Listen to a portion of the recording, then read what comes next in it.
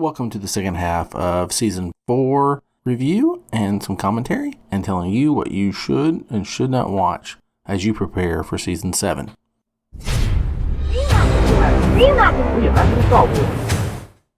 So I know these reviews can be quick and down and dirty. Our hope is that we can get you a quick review and jog some memory, so as you head into Season 7, you're prepared. We hope we can tell you which ones you absolutely must watch in order to prepare for Season 7. With that in mind, I hope you'll like and subscribe. And with that, take it away, Santa. Hello, as we start the review of the second half of the season for Season 4, we start with a three-part series, starting episode 11, Kidnapped, episode 12, Slaves of the Republic, and episode 13, Escape from Cadavo. Now, these three stories primarily involve Anakin's arc and Ahsoka's development. So keep in mind as we're pushing forward to Season 7, and we believe a big portion of that's going to happen on Mandalore. This doesn't necessarily tie into that, but it does go a long way towards developing Anakin's arc, and it also Ahsoka continues to grow. She's aging. We see her growing up, and we see her learning and becoming a far better rounded Jedi and we see Anakin on a path away from the Jedi. In these three episodes, we get all three of our main characters, Obi-Wan, Anakin, and Ahsoka, and it's interesting kind of how these stories go. We also have Rex, which is the clone trooper that follows through the Clone Wars. Commander Rex is constantly with Obi-Wan and Anakin, and he's a key figure as we go forward as well. So those four characters, we get Anakin and Ahsoka, and we get Obi-Wan and Rex together, and we'll see how that unfolds. Again, this is a three-part story arc, and it takes place, starts on the planet of Kyros. It's a artisan kind of planet. The people there are very peaceful. They're not interested in being part of the Republic or the Resistance. They're not part of the movement at all. They're content being out, and they're contacted by the Resistance. Resistance is going to take place there, and they're like, okay, do what you're going to do. But as the Resistance comes in, they take all of them captive, and they're very hostile towards the people of Kyros. All the people here are Togrutas, that species that we also see with Ahsoka, and that comes into play. So these Togrutans, they are taken captive. The Resistance comes in very heavy-handed and takes control of the planet. Dooku's forces round everybody up and put them in prisoner camps. So our four primary characters arrive, it says after 10 rotations, so it's been enough time for Dooku's forces to kind of take place. And we see the primary guy left in charge. There's his name is Dinar, and he's a Zygarian. Zygarians have a history of being slavers, and here we get really one of the strongest anti-slavery statements from the series that in the entire series, or even in the franchise. So Zygarians were known as slavers. Anakin is pretty hot about it. He's willing to kind of take these Zygarians out, but Obi-Wan tells him it would be better if he went and negotiated with Dinar, and for Anakin to go find where are all the prisoners. So Anakin and Ahsoka start on their way. Obi-Wan goes to work out this peace with Dinar and learns that Dinar has placed explosives throughout the settlement, and uses then the prisoners as hostages to try to negotiate Obi-Wan to surrender to him rather than the other way around. Uh, and so Obi-Wan gets word to Anakin. Anakin and Ahsoka go about the process of then removing all these bombs. And that's the bulk of the episode. There's some interesting things that happen through the course of the show, and one of them is that um, we learn that the Zygerians have this history with the Jedi, that the Jedi destroyed their ancient slave trade, so that they were prosperous, they were wealthy, and the Jedi were involved in some way in stopping their slave trade, and now things aren't as good as they once were. From a Zygerian perspective, they've not been able to kind of change from the slave trade. So they're upset about that. There's this bad blood between the Zygerians and the Jedi, and so the episode unfolds. Of course, all of the bombs get diffused, and at the end, we learned that Yoda senses the rise of the Sith. He says as much. He senses that the Sith are rising to power, which is also interesting. So his radar is up. It's official here. They've been sensing that the Jedi were kind of blind to something all along, and here Yoda nails it down. Says he feels that the Sith are coming to power. We also see, so through this process, when Anakin and Ahsoka disabled all the bombs, they still couldn't find anybody.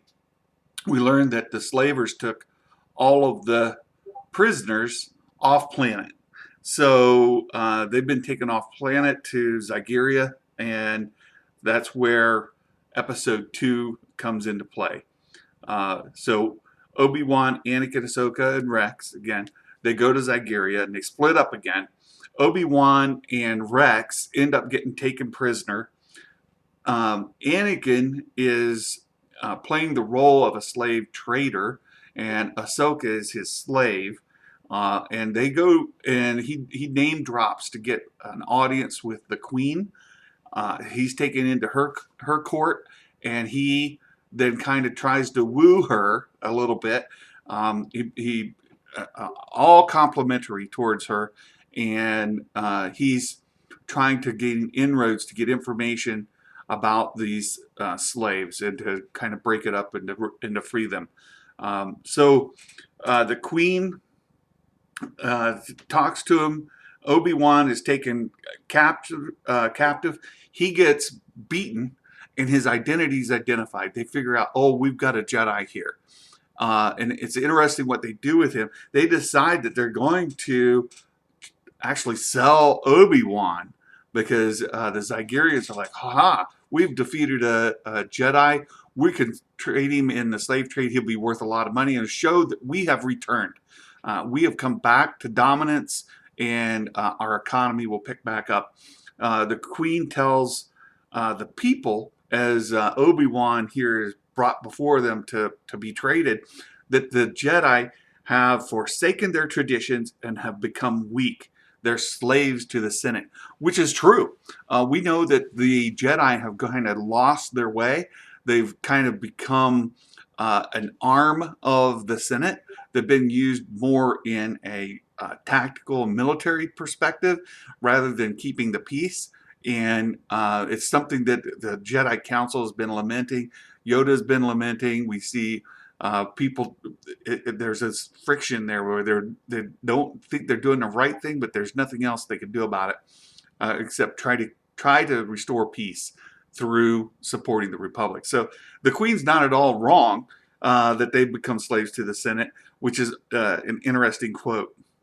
And through this process, Anakin is sent down to beat Obi-Wan with this whip. And I thought there's a scene in here where Anakin gives R2 the same salute that Luke gives R2 when he is at Jabba's sail barge, right? So Luke gives him that salute. R2 shoots out the lightsaber to him. And here's the same thing happens. So Anakin gives R2 that salute. R2 shoots out Anakin and Ahsoka's lightsabers to them, and they go into battle. Things don't work out. They're defeated and they're taken hostage. And the Queen forces Anakin to be her personal slave. Ahsoka's taken off. She's put in a cage, and Obi-Wan and Rex are taken to work in the mines. And the end kind of this episode kind of ends there, where she is leveraging the hostage taking of Ahsoka, Obi-Wan, and Rex to make Anakin compliant. And so that's where this episode ends. We go into episode 13, continues the story, and Obi-Wan and Rex are still in the mines. They're working. Dooku arrives at Zygeria. Now, keep in mind that the Queen of Zygeria has decided to use Anakin as a slave. She's using Obi-Wan and Rex as slaves, and she's got Ahsoka held hostage in a cage. And again, this is primarily to show that Zygeria has returned to dominance, that they can trade any, like even the mighty Jedi. They can take control of them. They can make them slaves, and they've shown how they're able to restore this industry. But Dooku thinks they're too dangerous. He wants them killed. And we have a conflict then between the Queen and Dooku. And Dooku decides he's going to kill the Queen, get somebody in there that's more compliant, he can control. And Anakin then arrives to save the Queen. He fights Dooku. Plo Koon arrives with reinforcements. There's a big battle. Rex kills the Zygerian slave master in charge of the prison. The slaves are freed. The prison's destroyed. Ahsoka, at the end, is recognized by these people of Kyros, like these artisans, right? There's this leader of Kyros and a governor who says that Ahsoka has made her people proud and that they may join the Republic as a result of what she has done. So, again, this 3-part episode shows Ahsoka in a key role, Anakin as he's working out his character arc is coming along, and of course our main characters are developed through here. I'm not sure that these are necessarily critical to episode or season 7, but they certainly do help with the character development of our major 4. So that concludes that 3-part arc. And then we have a standalone episode that comes right after that called A Friend in Need. This episode ties back to season 3, episodes 10 and 11, back when we had the Separatists and the Republic meeting covertly, right?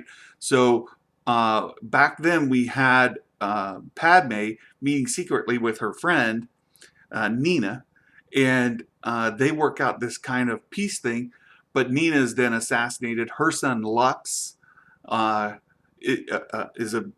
observes all of this going on, and Lux and Ahsoka have a connection back in those episodes. So here we pick back up, and now we have a sanctioned meeting. This one isn't happening behind closed doors. This one's happening right out in front, and it's happening on Mandalore. So this one does take place on Mandalore, but it's not tied into the overall arc with Mandalore, the Mandalorians. So I'm not sure that it comes into play there, but it does as far as Ahsoka is concerned and her continued story arc. So Lux shows up at the negotiation, and he has realized that Count Dooku is the one who had his mother assassinated. Lux is then taken captive, and they realize that he's going to be taken off and assassinated. And at this point, then they send Ahsoka to help rescue Lux. Remember, Lux is part of the Separatist group, but they realize that Dooku is going to have Lux assassinated as Dooku had his mother assassinated. So Lux is taken prisoner. He's taken off. Ahsoka comes to rescue Lux, and they get away. Lux then tricks Ahsoka, shocks her, takes control of the ship, and they land on a planet. It's a snow-covered planet, and Lux has kind of worked out a deal with the Mandalorian Death Watch. So here we do get the Death Watch involved, and we see just how brutal they are. The Death Watch have taken captives of the people, not at all unlike what we had in the three-part episodes before, when Anakin and Obi-Wan were involved with the slave traders. So here we have then the Mandalorian Death Watch has taken over. They've kind of subjugated the people, put them in like concentration camp kind of things, made life terrible for them. And they're also very heavy-handed with Lux. And Lux is giving them information, thinking he's going to create a symbiotic relationship with them. They're going to help him, he can help them, and we achieve the same goals, which is overtaking, killing Dooku, and winning that. So through that process, the Death Watch are getting more and more brutal. Lux realizes the danger that Ahsoka is in, and he kisses her. We had a bit of a chemistry between them before. He kisses her here just to cover her identity, and it works for a short time, but the Death Watch still figure out who she is. They see, there's a quote in here where the Death Watch say that that Ahsoka is no different than Dooku and the Separatists, right? Like the Sith. They don't see a difference between the Jedi and the Sith. They're Force users, and they're to be defeated. That's just they're black and white about that. There's no good and bad.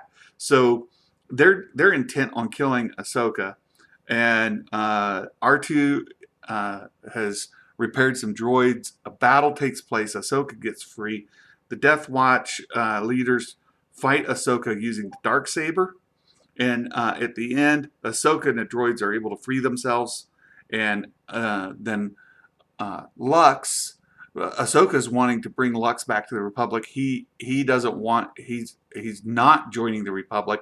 That's not his goal at all. He wants revenge on Dooku, and really that's all he's concerned about. And so Lux is able to kind of separate from Ahsoka, and he goes off on his own. And that's where the episode ends. It's this is a standalone. But again, it does tie into the overall story arc in the Clone Wars. It's not a standalone off to the side like we saw before. So it's a good episode to watch, just in understanding who the Death Watch are. You got more of the Darksaber involved, and Ahsoka's character development. So we'll leave off from here. We'll pass things over to the Magic Maker for a couple of episodes here. So now we're at episode 15, and I tend to think that this is one of the worst things that they could have done to Anakin. Now, I understand their reasoning, but I think the idea of setting up distrust in Anakin, this was like the worst thing you could do to him. So the story begins with a sniper ambushing Anakin, Ahsoka, and Obi-Wan. And through the fight, Obi-Wan dies. And then Anakin is just struck with grief, and he doesn't speak. I mean, he's absolutely angry and upset and wants revenge. He wants justice. But we soon come to find out that this is an elaborate Jedi version of the movie Face Off, and that Obi-Wan faked his death in order to get to prison to get access to Moralo Eval, a terrorist that supposedly has a plan in motion to kill the Chancellor. Now, Obi-Wan disguises himself as the mercenary Hardeen, ends up in prison, and Moralo Eval almost reveals his plan to him, only to find out that Cad Bane knows it and stops him. Turns out Cad Bane has a plan to help Moralo Eval escape along with himself, and that is basically what it seems like, how they're going to get their plan set in motion. So it doesn't seem like it's already set in motion, just that Moralo Eval needs to escape so that he can set it in motion. So it turns out they need Obi-Wan's, Hardeen's help to escape, And he does this to try to gain trust so Morale Val will tell him his plan. Of course, then he almost reveals himself because he's unwilling to kill an innocent, which Cad Bane has no problem with. The episode ends with, of course, them escaping in a cargo ship and leaving Coruscant. In episode 16, Friends and Enemies, this begins with Hardeen/Obi-Wan crashing that freighter into the swamps of Nal Hutta. This is done to hide the freighter so they can't be tracked, and really to slow them down, making it harder for them to complete their mission and possibly easier to capture. Basically what happens, they go into town, they ditch their prison clothes at a pawn dealer, and Hardeen gets them their ship while the other one they split up to go get their weapons. Turns out that going to that pawn dealer and double crossing that pawn dealer did not go over well there, and even the Hutts have some rules. So when Cad Bane and Eval come with their weapons and ready for Hardeen/Obi-Wan, so they could go off on the ship, of course they're double crossing him as well, so they intend to hand Hardeen over to the authorities for what they've done to Pablo, the pawn dealer, and take that ship. But Obi-Wan had a feeling he was going to be double crossed, and he leaves a tracking device on it. He of course tells the Hutt's men, and they shoot down Cad Bane and Eval as they're trying to escape. Meanwhile, Anakin's trying to track down Hardeen, the man who killed Obi-Wan. However, in a scene where it's really good, where you really get to see Palpatine planting the seeds of doubt in Anakin's head, he kind of lets the cat out of the bag and tells Anakin where Hardeen is, Obi-Wan, on Nal Hutta.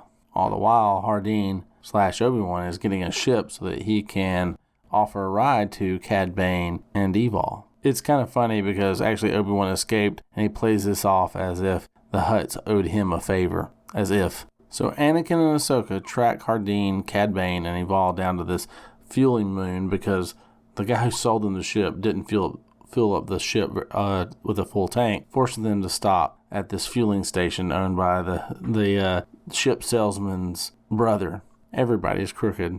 All the crooks get crooked. So we end up having this chase scene where Ahsoka forces them to crash while Anakin is fighting Cad Bane on the outside of the ship. And this is actually really cool. So Obi-Wan manages to basically actually cause the crash. It wasn't really Ahsoka. But the course of it, he was able to basically crash land it well enough that it was able to take off and fly again. But he ends up fighting against Anakin and knocking him out. Just as Cad Bane is about to attempt to kill Anakin, the knocked out Anakin, Ahsoka arrives and of course defends him and staves off the execution. Of course, as Obi-Wan is knocking him out, he lets Anakin know that not to follow him and gives him the hint that he's actually Obi-Wan. The scene ends, of course, with the three once again escaping. Alright, this arc is starting to get good. So if you want to hear the rest of it, follow us over to Stars Santa and his channel, and me and Vega will finish off the last 2 episodes of this arc, and then our Santa will finish off the season. See you over there. Hit that end screen right there.